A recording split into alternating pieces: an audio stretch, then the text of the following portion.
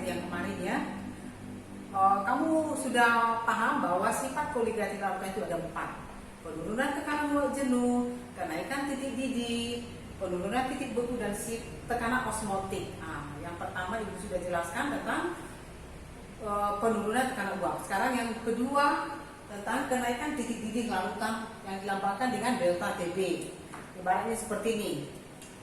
Kalau kita mendidihkan air, tentu air itu mendidih pada suhu 100 derajat Celcius ya. Tekanan 1 atmosfer 100 derajat Celcius.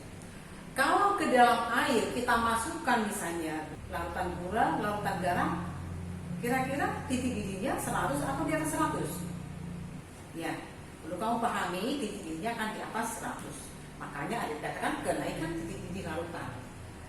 Makanya kalau dalam proses memasak ya, kalau kita misalnya memasak sayur, apakah airnya mendidih dulu baru kita masukkan garam, atau sebelum mendidih kita masukkan garam ya. Kalau dalam kita memasak makanan yang sangat banyak, tentu mending airnya mendidih dulu baru kita masukkan garam. Karena kalau kita masukkan garam, tentu titik didihnya akan lebih besar dari 100 ya, akan titiknya akan naik. Oke. Mengapa terjadi kenaikan titik didih larutan? Tentu ada hubungannya dengan yang kemarin, yaitu penurunan tekanan uap larutan. Kalau ke dalam air kita masukkan zat, misalnya gula, akan terjadi penurunan tekanan uap larutannya. Perhatikan ke depan. Titik didih larutan adalah temperatur di mana tekanan uap larutan, ya, di mana tekanan uap dari larutan sama dengan tekanan udara luar. Tekanan di dalam larutan sama dengan tekanan udara luar. Dengan adanya tadi zat terlarut di dalam pelarut tadi, kan tekanannya turun, tekanan uap larutan.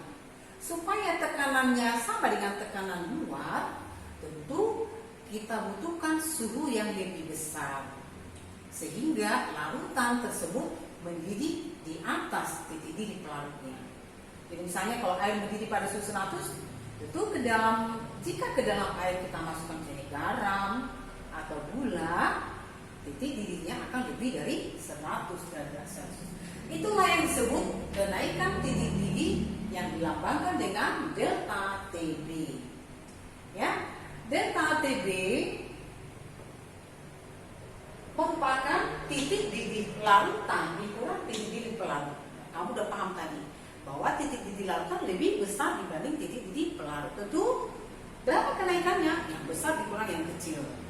Titik didih larutan dikurang titik didih pelarut. Jadi TB itu titik didih larutan, TB0 titik didih pelarut. Ternyata kenaikan titik didih larutan itu sebanding dengan konsentrasi. Konsentrasinya adalah molalitas yang dilambangkan dengan M.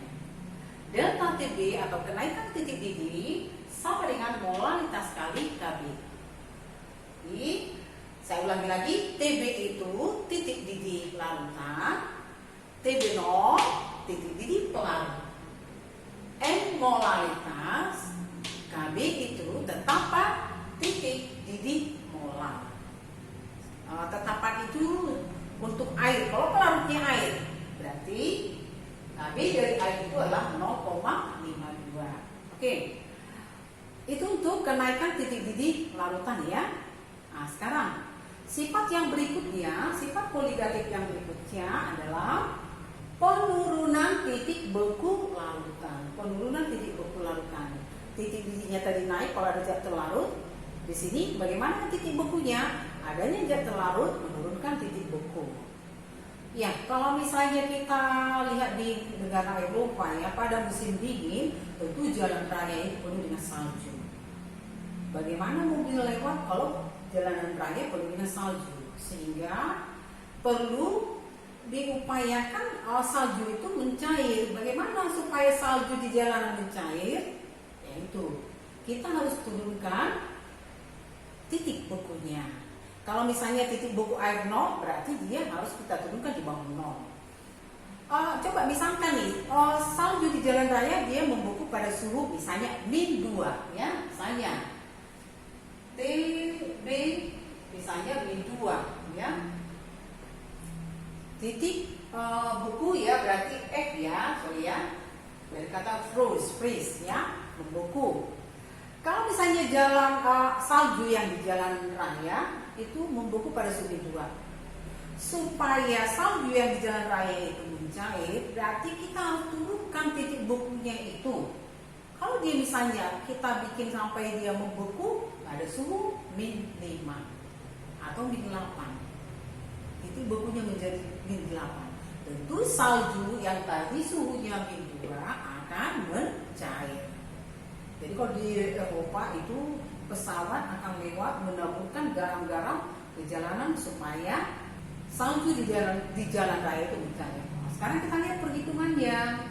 Penurunan titik beku sebanding dengan molalitas atau konsentrasi dikali KF. KF itu adalah tetapan titik beku molar ya. KF tetapan titik beku molar. TF 0. Saya ulangi tadi, karena di sini kan terjadi penurunan. Kalau air itu membeku pada suhu 0, ini turun, berarti titik beku larutannya di bawah 0. Berarti penurunannya itu berapa? 0 dikurang berapa titik beku larutannya. Di sini pelarutnya air ya, tentu di sini pelarut air. Bagaimana tadi dengan molalitas? Delta TF sama dengan molalitas kali KF. Bisa dipahami ya? Oke, sekarang kita lanjut ke contoh soal. Nih, sudah saya berikan soalnya. Sebanyak 620 gram EG ya, EG, kamu tahu singkatan apa? Ethylene glycol. Dilarutkan dalam 200 gram air. Dilarutkan dalam 200 gram air. Tentukan titik didih larutan ethylene glycol. Tentukan titik beku ethylene glycol ya. Nah, sekarang kita lihat mana di sini terlarut, mana pelarut. Ethylene glycol ini adalah zat terlarut ya. Inilah terlarutnya. Air ini adalah pelarut ya. Ethylene glycol di rumusnya ya, CH2OH, CH2OH. Fungsi ethylene glycol itu tadi menurunkan titik beku. Jadi itu dimasukkan dalam mesin radiator mobilnya. Kalau air membeku pada suhu 0, nanti dengan kita masukkan ethylene glycol pada musim dingin, suhunya atau titik bekunya akan menurun sampai misalnya di bawah 0. Sekarang kita hitung ya. Ditanyakan titik didih larutan. Titik didih larutan berarti ini dilambangkan dengan apa ini? Yang A. Ditanya berarti titik didih berarti TB dan kata boy. Berapa TB-nya? Titik didih larutan. Berapa titik bekunya? Berarti yang B ditanya berapa TF-nya? Ini ditanya. Berapa TB? Berapa TF? Tentu di sini kita harus cari dulu berapa delta TB. Nanti kita dicari di sini berapa delta TF. Ya. Rumus mencari delta TB apa rumusnya? Ya, kita kembali ke sini. Delta TB M dikali KB ya. Delta TB M dikali KB. Oke. Supaya buat saya hapus dulu ini ya. Oke. Sekarang yang kita tentukan dulu yang A, TB ya. Untuk kita mencari TB, nah ini TB ya, kita mencari TB. Nanti kalau misalnya dari rumus itu ini ya, misalnya ya, kita mencari TB, berarti TB itu ya sama dengan delta TB ditambah TB 0. Paham ya? Berapa titik didih larutan? Berarti kenaikan titik didih larutan ini yang pindahan tempat saja. TB delta TB ini jadi plus ya. Oke. Sekarang kita cari delta TB. Delta TB itu rumusnya M dikali K. Nah, sekarang kita cari M. Molalitas adalah mol zat terlarut. kilogram per larut. Berapa molnya? Mencari mol tentu adalah massa dibagi ml. Masanya 620 gram, ml-nya 62 ya, etilen glikol 62 gram per mol. Berapa pelarutnya? 2000 gram. 2000 gram berarti 2 kilogram. Nah, coret. 620 dibagi 62, 10. Dibagi 2 kilogram berarti molaritasnya 5 ya, 5 molar. Itulah molarnya.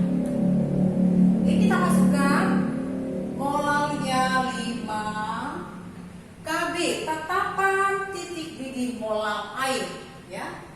Untuk air itu 0,52. Kalau pelarutnya nanti misalnya bensen, berarti KB bensen ya, sini pelarutnya air. Kali 0,52, satuannya itu derajat Celcius per molar. Oke, berarti hasilnya itu adalah berapa? 2,6 derajat Celcius nanti. Oke, kalau kita masukkan satuannya ya, boleh kita masukkan ini 5 molar. KB-nya tadi 0,52 derajat Celcius, ini kan per molar ya, sehingga molarnya kita coret, kita lihatnya 2,6 derajat Celcius. Itulah kenaikannya, kenaikan titik didihnya ya. Tadi titik didih air berapa? 100. Ini kenaikannya 2,6, berarti titik didih larutannya TB-nya berarti adalah TB 0, delta TB ditambah titik didih air 100, sehingga 102,6 derajat Celcius ya. Inilah titik didih larutannya. Jadi terjadi kenaikan ya. Kenaikannya berapa? 2,6. Oke, sekarang kita mau menghitung berapa titik bekunya ya. Titik bekunya yang bagian B ya. Kita hitung delta TM, rumusnya tadi M dikali KM. M-nya sama tadi ya, M-nya kita udah dapat 5, misalnya molar. KF-nya tadi 1,86 ya derajat Celcius per molar ya, sehingga 5 dikali 1,86 tadi sudah saya hitung, itu hasilnya 9,3 derajat Celcius. Itulah penurunan titik bekunya. Sekarang titik bekunya jadi berapa? Oke, tadi kita sudah dapat rumus bahwa TF itu adalah TF0 dikurang delta TF. Oke. Tadi pelarutnya air, berapa titik beku air? 0 tentunya ya. Dikurang berapa penurunannya? 9,3, sehingga titik beku dari larutannya adalah min 9,3 ya. Dia akan membeku pada suhu min 9,3. Jadi itulah ya, fungsi etilen glikol itu bisa menurunkan titik beku dari larutannya. Oke, sampai di sini pembahasannya. Kamu latihan soal saja. Sifat koligatif itu intinya harus memahami konsepnya, tidak menghafal ya. Jadi kalau dikatakan sifat koligatif larutan, tidak ada kenaikan tekanan uap, yang ada turun tekanan uap. Tidak ada penurunan titik didih, yang ada titik didih akan naik. Titik bekunya tidak naik, akan turun titik beku. Saya ulangi lagi, sifat koligatif larutan berlaku untuk larutan yang encer. Ini masih sifat koligatif larutan non elektrolit. Untuk sifat koligatif larutan elektrolit berbeda lagi karena jumlah partikelnya berbeda. Oke, semangat belajar. Sampai ketemu di lain kesempatan. Selamat sore. Jangan lupa subscribe, nyalakan lonceng notifikasi, like, dan share video di channel ini ya teman-teman. Terima kasih.